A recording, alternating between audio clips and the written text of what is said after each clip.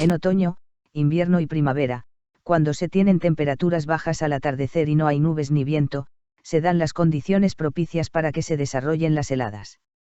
Al caer el sol, el suelo se enfría rápidamente, por el mecanismo de transferencia de calor llamado radiación, desde el suelo hacia el espacio. Pues no hay nubes que puedan reflejar dicha radiación de regreso al suelo. De esta manera, el enfriamiento del suelo es muy intenso. El suelo, más frío que el aire, comienza a enfriar al aire sobre el mismo. El enfriamiento es mucho más intenso en las capas más bajas del aire que en las capas más altas. Y con ello se conforma una atmósfera estratificada, es decir, las capas de aire más cerca del suelo son más frías y las más lejanas son más calientes.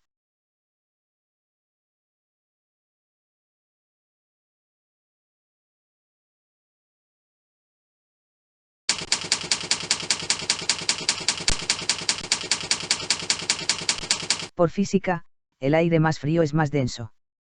Ese aire frío, que es más denso, se concentra cerca del suelo, y en presencia de pendientes del terreno, más del 0,5% de pendiente ya es suficiente, fluye por gravedad hacia las partes más bajas de los terrenos, como si fuera agua.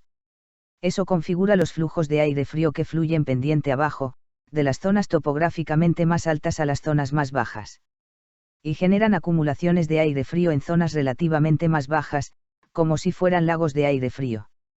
Dichas acumulaciones de aire frío son las que provocan temperaturas letales en las zonas más bajas de los terrenos cultivados, y son responsables del daño por helada observado.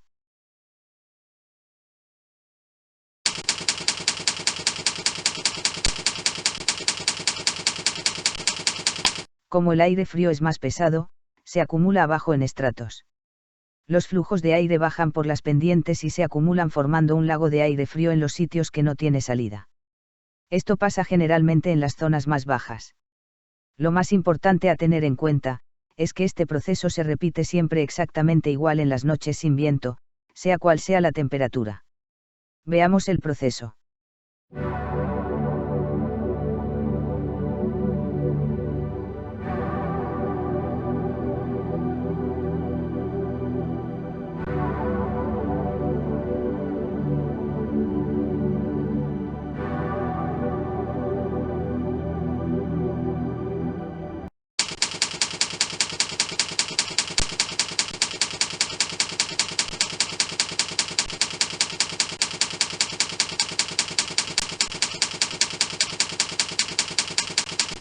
El flujo de aire frío sigue el mismo recorrido que las corrientes de agua por las pendientes, y se acumula en los mismos sitios si no tiene salida, formando un lago invisible de aire frío.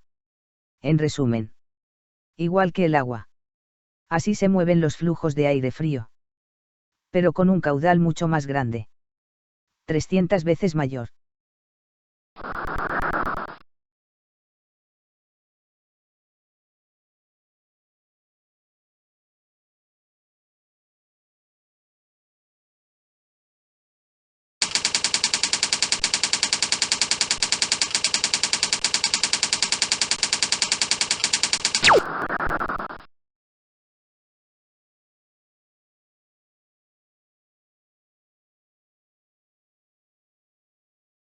Hemos desarrollado un estudio científico que estudia con una precisión de centímetros dónde y con qué recurrencia afectan las heladas.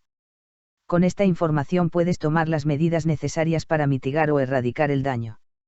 Estas medidas pueden ser activas, como ventiladores, riego por aspersión o también medidas pasivas como vallas y otras soluciones que son económicas y bastante efectivas.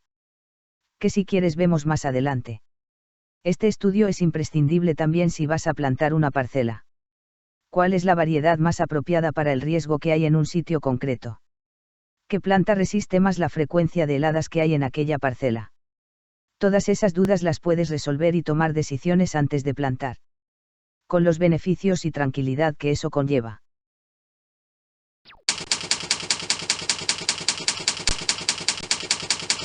Antes de tomar decisiones y gastar dinero innecesario es imprescindible hacer el estudio. Puede ser en cualquier mes del año, frío o cálido. Otoño, invierno o primavera es la mejor época para realizar un estudio. Para ello se instalan termógrafos en distintos puntos de la finca o región.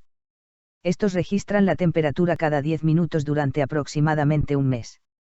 Con estos datos recabados y los de la estación meteorológica más cercana a la finca se realiza un estudio científico que le dirá exactamente dónde, y con qué recurrencia, tiene heladas letales. Este es un ejemplo de una finca estudiada. Está diferenciada en zonas, que en este caso son 7 y las nombramos, de la A a la G.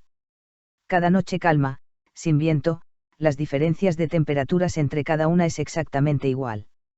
Por ejemplo, si entre la zona A y la B hay 1 grado, siempre habrá 1 grado de diferencia entre ambas sea cual sea la temperatura en la zona A.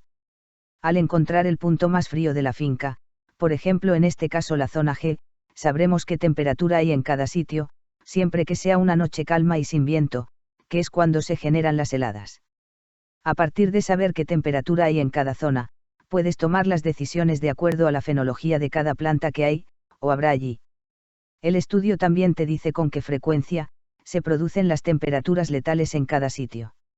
Esto se consigue comparando con la estación meteorológica más cercana en los últimos 20 años. Muy bien. Llegados a este punto, que sabes exactamente en qué zonas tienes el riesgo, pasemos a las medidas que puedes tomar para erradicar o mitigar los daños. Estas medidas pueden ser pasivas o activas. Vamos a comenzar por una medida pasiva que es económica y bastante eficaz en sitios específicos. Una valla tipo cortina, o un seto natural.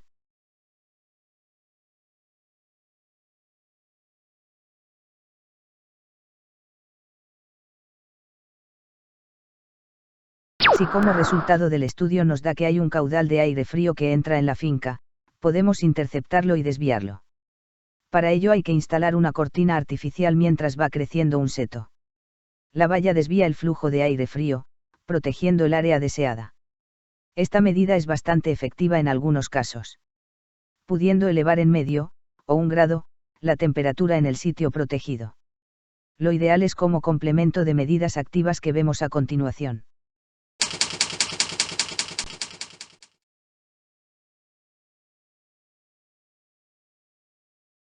Una medida activa muy eficaz, es el riego por aspersión. Tiene la desventaja que se necesita mucha agua. Al mantener empapado el árbol, se crea una carcasa de hielo en los frutos, y en el interior de estos, como en un iglú, la temperatura no baja de 0 grado, y a esa temperatura no es letal. Muy importante. Una vez encendido no se puede cortar hasta bien entrada la mañana. Si se corta el agua durante el proceso, antes de que caliente el sol, sería más importante el daño que si no tuviera esta protección activa.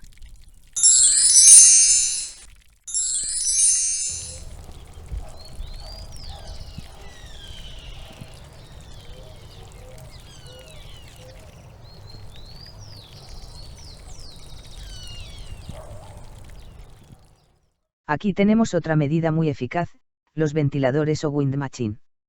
Como decíamos, son muy eficaces y cubren bastante zona, la contra que valen mucho dinero. El aire más cálido de los estratos más altos es impulsado abajo y expulsa el aire más frío cercano al suelo. Algunas empresas fabricantes dicen que cubre 6 hectáreas cada uno, pero como venimos explicando, sin un estudio que indique claramente el sitio donde se instala cada uno, puede que se coloquen en lugares que no lo necesite con el gasto innecesario que significa, y más en el caso de estas máquinas, que es mucho. Existe también en el mercado otro ventilador. Es más pequeño con la altura regulable y encendido automático. La altura de donde coge el aire más cálido es menor, por lo que es menos efectivo que el modelo que vimos anteriormente, pero el precio es aproximadamente la mitad, y no requiere instalación. Según el fabricante cubre más o menos 3 hectáreas cada uno. Pero la clave está en el sitio donde se instala. Tiene la ventaja que se puede mover fácilmente ya que está montado sobre ruedas.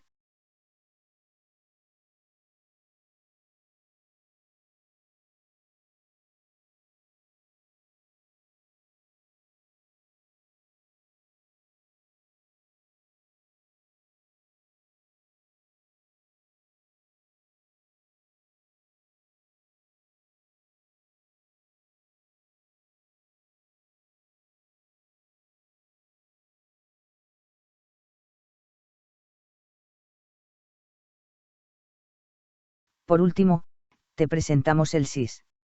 Que además de su marca, son las siglas de sumidero, Inverso, selectivo. Sumidero, como su nombre lo indica, es el sitio donde se desagota una piscina, o un lago de aire frío en nuestro caso.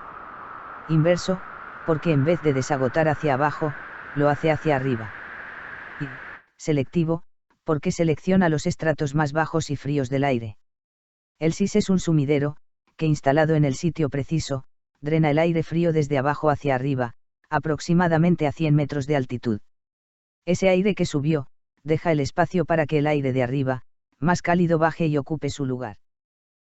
El SIS es el resultado de 30 años de investigación y desarrollo. Por medio de hélices succiona el aire más frío de los estratos más bajos y los impulsa hacia arriba, provocando que el sitio lo ocupe el aire más cálido. Existen 3 modelos, de diferentes medidas y capacidades. Es imprescindible el estudio previo para el óptimo trabajo del SIS, ya que su ubicación es la clave del éxito. The SIS Sync, Inverse, Selective, is the product of 30 years of research and development.